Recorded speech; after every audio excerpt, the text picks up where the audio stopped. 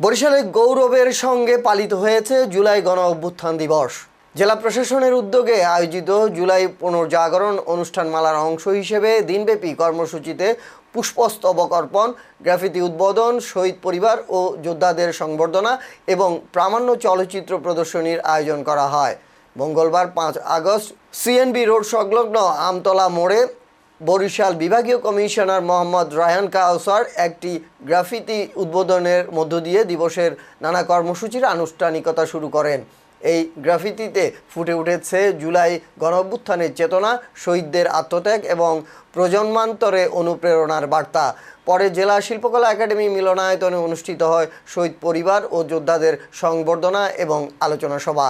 জেলা প্রশাসক মোহাম্মদ দেলোয়ার হোসেনের সভাপতিত্বে এতে আরও উপস্থিত ছিলেন বরিশাল রেঞ্জের ডিআইজি মোহাম্মদ মঞ্জুর মোর্শেদ আলম, ট্রাফিক বিভাগের উপপুলিশ কমিশনার শরীফ উদ্দিন এবং পুলিশ সুপার মোহাম্মদ শরীফ উদ্দিন সহ স্থানীয় প্রশাসনের উচ্চপদস্থ কর্মকর্তা বৃন্দ। অনুষ্ঠানে জেলার 30 শহীদ পরিবারের সদস্য ও 389 জন জুলাই যোদ্ধাকে আনুষ্ঠানিকভাবে সংবর্ধনা দেওয়া হয়।